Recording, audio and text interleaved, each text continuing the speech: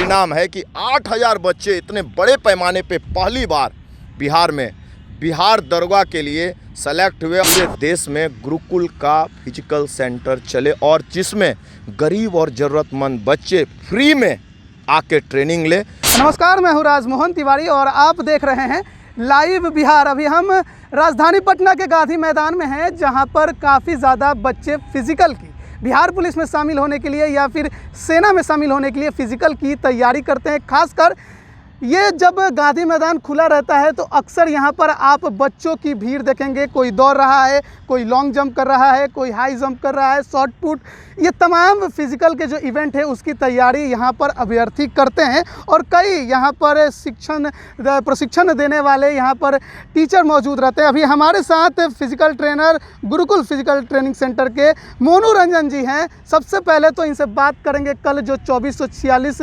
दरोगा बहाली का रिज़ल्ट आया है तो उसमें कितने अभ्यर्थी इनके सफल हुए हैं।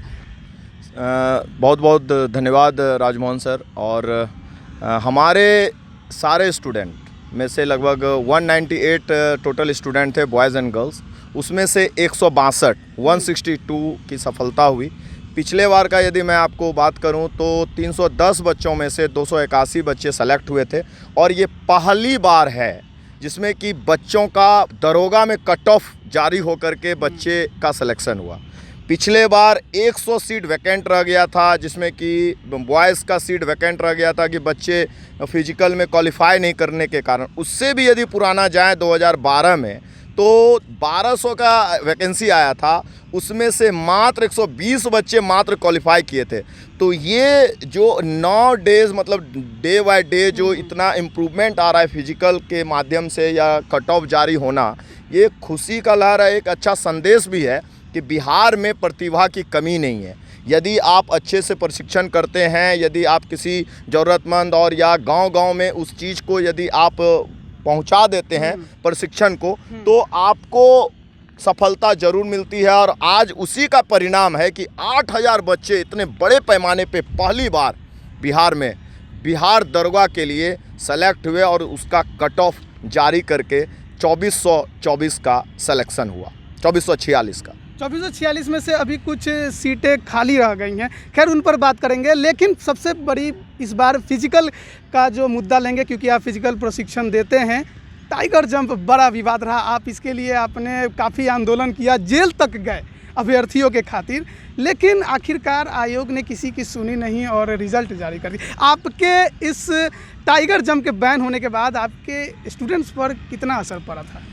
सर देखिए, स्टूडेंट पे हमारा स्टूडेंट जितने भी थे, हमारा लगभग 100% तैयारी हो चुकी थी। और बच्चे मतलब एक सप्ताह में जो मेरा ये टाइम ट्रायल होता था या कंपटीशन हम सप्ताह में रखते थे, उसमें 99% बॉयज़ गर्ल्स 100% का रिज़ल्ट आता था। सभी चीज़ में वो पास कर जाते थे और क्वालिफाई कर जाते थे। बच्चों में एक मानसिक तनाव आ गया, टाइगर जंप डायरेक्टली बंद हो जाना। आप बंद करें, मैं कभी भी उसका अपोज नहीं किया। आयोग का ये मैं नहीं कहा कि आप उसको बैंड नहीं कीजिए या अपोज, लेकिन उसका एक तरीका होता है। आप बैंड कीजिए, अग्रिम सूचना होती है कि 1 सप्ताह 2 सप्ताह पहले यदि आप दे देंगे। सर जंप में कितने बच्चे फेल किए हैं? 1200 समथिंग। यदि यही 1200 अभी बच्चे उसमें रहते, हाँ लड़कों का 1200 से ज़्यादा। और लेकिन टाइगर जंप में हम देखा जाए सर तो ज़्यादा से ज़्यादा लड़के ही इसका इस्तेमाल इस्तेमाल करते हैं। लड़की का कोई ज़्यादा जंप था भी नहीं, 3 फीट था, उसका कोई मतलब ही नहीं है। तो ये सबसे ज़्यादा तनाव जो हुआ ये इस पे हुआ, उस पे प्रभावित हो गया मेडिकल वाले बच्चे।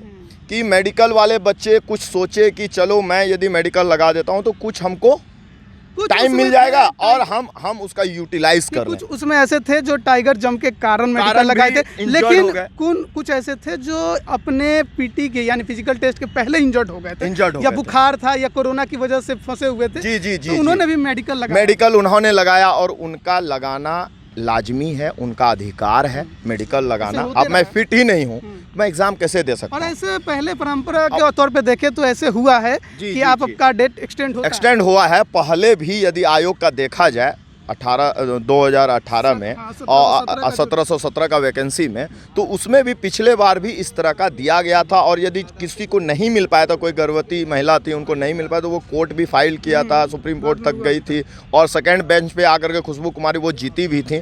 और उसके बाद मतलब प्रक्रिया, आप यदि कोई नियम लगा रहे हैं, आप उसी पे खड़े नहीं हो रहे हैं, तो उसके बाद ही ना बच्चों को तनाव होता है।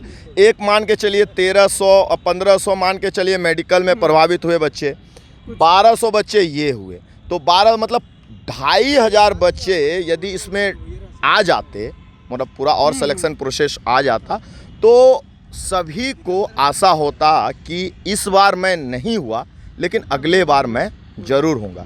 तो मेरा संदेश आपके माध्यम से उस तमाम 2500 बच्चे या इस गड़बड़ी से बच्चे जो भी प्रभावित हैं, अपने आप को हतोत्साहित नहीं करें, अपने आप को कमज़ोर नहीं साबित करें, क्योंकि देखिए इस सब चीज़ों से आपको पॉजिटिव होना है कि थोड़ा सा और मजबूत हों, क्योंकि स्ट्रगल आपको करना है, स्ट्रगल आप कर भी रहे हैं, कोई बात नहीं है। ये रणनीति था सरकार का, गवर्नमेंट का या आयोग का, जिसके कारण मैं देखिए अब किसी भी चीज़ को यदि मैं किया, आज मुझे गर्व हो रहा है राजमोहन सर कि आज तक मेरे गांव से लेके, मेरा जो गांव में जो पुलिस स्टेशन है, थाना है, गांव से लेकर के पटना के किसी भी, मैं 17 साल से पटना में हूँ, किसी भी पुलिस स्टेशन में मेरा यहाँ तक एक एप्लीकेशन किसी के विरुद्ध में नहीं है। और मैं एक स्टूडेंट के लिए मुझे जबरन चीटिंग करके मुझे बोला गया कि आपसे डिस्कशन किया जाएगा हाई जंप के लिए, तो मैं उस समय ये नहीं सोचा कि मुझे अंदर में कुछ और करेंगे, मैं ये सोचा मेरे जाने से यदि किसी स्टूडेंट का भलाई हो जाता है तो मैं अवश्य जाऊंगा। और मैं थोड़ा सा भी किसी से पूछा तक नहीं, क्योंकि और भी बहुत सारे परिजन थे और भी स्टूडेंट के भी गार्जियन थे, स्टूडेंट सब भी थे, लेकिन जब मैं गया, डिस्कशन किया, डिबेट हुआ, जब डिबेट में मैं जीत गया कि उन्होंने बोला कि ये नेशनल जंप नहीं है, तो मैंने बोला कि ये नेशनल प्लेयर नहीं है। बस बातें यहीं पे वो लोग समझ गए कि यहाँ पे हम लोग गलत हैं, और हमको मतलब एक जबरन 8 बजे 7 बजे रात तक बैठा करके जबरन एक बोला गया कि उस समय भी बोला गया, देखिए उस समय भी बोला गया कि आपको गर्दनीबाग थाना जा करके एक बॉन्ड पेपर लिखना होगा और उसको आपको वहीं से बिल और जो भी है आप वहीं से रिलीज़ हो जाएंगे, कहीं कुछ दिक्कतें नहीं हैं।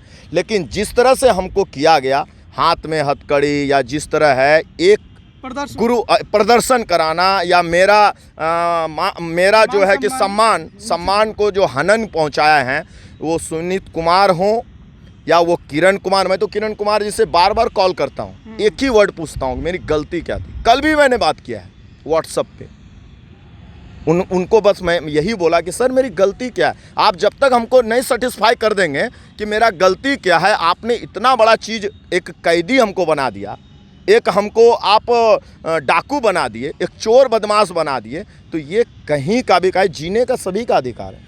मैं शुरू से मैं जीता हूँ, एक नाम फ्रेम और अच्छा काम इसीलिए करता हूँ क्योंकि मुझे संस्कार मिला है। आज गुरुकुल के बच्चे इतने सफल हुए, आज मेरा पूरे देश में मेरा जो एक सपना है सर कि पूरे देश में गुरुकुल का फिजिकल सेंटर चले और जिसमें गरीब और ज़रूरतमंद बच्चे फ्री में आके ट्रेनिंग ले, उसमें हमारे लिए जितना सहयोग होगा, जो पास किए हैं 162 लड़का, सभी का ये अति है कि सभी अपने ज़िले में, गांव में, समुदाय में एक एक सेंटर खोलें। ये तो हो गए पुरानी बातें, अब करते हैं भविष्य की बात। 2213 दरोगा का अब पीटी बहुत जल्द, अभी नहीं, अभी डेट अनाउंस नहीं हुआ है, लेकिन बहुत जल्द लिया जाने की तैयारियां अब शुरू कर दी गई है, तो इसकी तैयारी के लिए आप अभ्यर्थियों को क्या कहेंगे फिजिकल? मैं यही कहूँगा कि जिस तरह से आप पढ़ाई करते हैं, जैसे लूसेंट हुआ या स्पीडी हुआ, एडिटोरिया हुआ, दृष्टि हुआ, फोकस करें पढ़ाई पे और डेडिकेशन।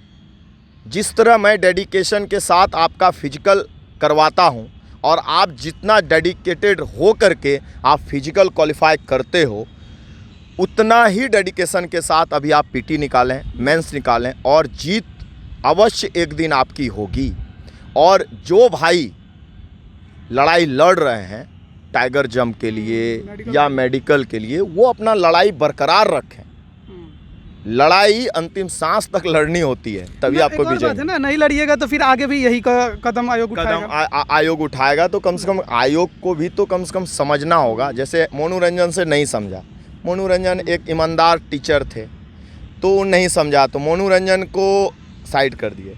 अभी तो सर एक हमको सुनने में, जिस दिन हमने गया था लॉकअप पे, एक अभिषेक जी थे, वो तो एक बात करें ऐसे ही, इसीलिए ज़रूरत है आप अपनी बातों को रखें और डेडिकेशन, मैं एक ही बार बार बार स्टूडेंट को बोलता हूँ, डेडिकेशन 100% लगाएं, तभी आपकी सफलता निश्चित हो। जो गरीब बच्चे हैं जो तैयारी फिजिकल के लिए बड़े इंस्टीट्यूट में दाखिला नहीं ले पाते हैं, उनके लिए क्या कहेंगे और आगे की तैयारी आप कैसे देने वाले हैं? सर देखिए, मेरा गुरुकुल का एक संकल्प है कि ज़रूरतमंद एवं जो गरीब बच्चे हैं उसके लिए निःशुल्क, वो खाली सिर्फ बोल दे, मैं सर्टिफिकेट भी नहीं लेता हूँ या उनका एडमिट कार्ड भी नहीं शो करवाता हूँ कि आपका कैटेगरी क्या है, कुछ नहीं, वो गरीब बच्चे हैं, ज़रूरतमंद हैं, मैं उनको निःशुल्क देता हूँ और उसी संकल्प को लेकर के आगे मैं बढ़ रहा हूँ।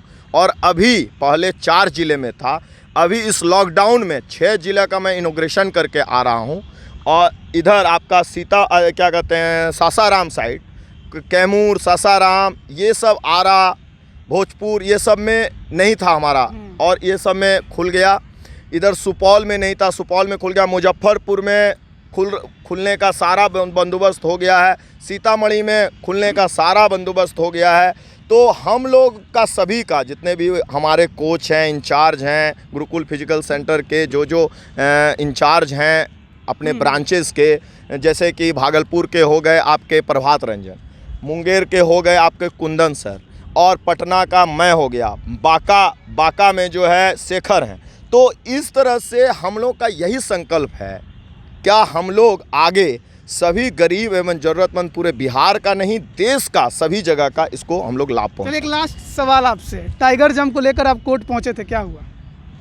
टाइगर जंप को लेकर के कोर्ट पहुंचे हुए थे, बच्चे गए हुए हैं, बच्चे लड़ रहे हैं, उसमें केस भी दायर हो गया है और शायद कल जो है कि 2 फाइल का मेंशनिंग हो गया और जिसका हेयरिंग का डेट, जिसमें कि लगभग हमको लगता है कि 250 स्टूडेंट, 3 एक्सेप्ट हुआ है ये, जिसमें कि 153 एक में है, दूसरे में है 35 लड़के और तीसरे वाले में शायद 70 या ऐसे ही कुछ है आंकड़ा। सब मिला करके मैं बता रहा हूँ 250 प्लस बच्चे का सुनवाई वो समर वेकेशन के बाद होगी, जिसका कि एडवोकेट संजीव रंजन सर हैं और वो आगे का आपको यदि और भी ज़्यादा अपडेट लेना है तो वो आपको जरूर बताएंगे। ठीक है, वो अपडेट हम लेंगे, लेकिन आपको लग रहा है क्योंकि अब रिजल्ट जारी होगा, अब इसका कोई फ़ायदा? देखिए, रिजल्ट जारी हो गया और जो भी 2446 में जो भी बहाल हुए हैं तो उनके लिए ढेर सारी शुभकामनाएं। उनका फाइट है नहीं, फाइट यहाँ बच्चों उनका है जिनको कि इंसाफ नहीं मिला है। तो अब आयोग और कोर्ट, मतलब हाई कोर्ट क्या डिसीजन लेता है कि उन बच्चों को जो सफल हो जाएंगे उनको अब ये 2200 वाला में सीट कट करके देंगे या उनके लिए अलग सीट निकालेंगे। अभी कुछ सीटें खाली हैं। हाँ, अभी भी कुछ सीटें खाली हैं। और लेकिन देखिए, आयोग और कोर्ट जो भी डिसीजन अब लेंगे वो हाई कोर्ट, सुप्रीम कोर्ट लेंगे और कोर्ट के का जजमेंट जो होता है वो सर्वमान्य। गांधी मैदान में कब से आपको फिजिकल देते हैं हम लोग देख सकते हैं? देखिए, अभी तो मेरा ऑनलाइन क्लासेस चल रहा है क्योंकि ट्रेनिंग बंद है और रोड पे नहीं दौड़ाते हैं हम क्योंकि रोड से बहुत ज़्यादा इंजरी होता है। अब बच्चे को मैं दौड़ाने जाऊं और बच्चे इंजर्ड हो जाएं और बच्चे घायल हो जाएं, बच्चे दौड़ ही नहीं पाएंगे और कल वो आगे का एग्ज़ाम भी नहीं दे पाएंगे। तो इससे अच्छा है कि हम लोग वेट कर रहे हैं ऑफलाइन का, मतलब ग्राउंड का, कि कब खुले और तभी सभी बच्चे भी जल्दी खुल जाएगा, बहुत जल्दी खुल जाएगा और ट्रेनिंग भी मेरा उसी जोश और जुनून के साथ चलेगा और गरीब और ज़रूरतमंद के लिए एकदम निःशुल्क। चलिए, तो ये थे गुरुकुल फिजिकल सेंटर के ट्रेनर मोनू रंजन जी, जो कि हमें पूरा जानकारी दे रहे थे कि आखिर किस प्रकार से आप आगे की तैयारी कर सकते हैं और इस बार जो दरोगा बहाली का रिजल्ट आया है उसमें किस प्रकार से इनके अभ्यर्थी सफल हुए हैं। तो ये ग्राउंड गांधी मैदान जो अभ्यर्थियों के लिए जाना जाता है, उनके फिजिकल ट्रेनिंग सेंटर एक तरह से इसे कह सकते हैं, जहां पर हर अभ्यर्थी आकर अपने लक्ष्य को पूरा करने के लिए अपनी तैयारी फिजिकल का करता है। तो पटना के गांधी मैदान से मैं राजमोहन तिवारी, आपका बहुत बहुत धन्यवाद। लाइव बिहार यूट्यूब पर सब्सक्राइब और फेसबुक पर लाइक जरूर करें।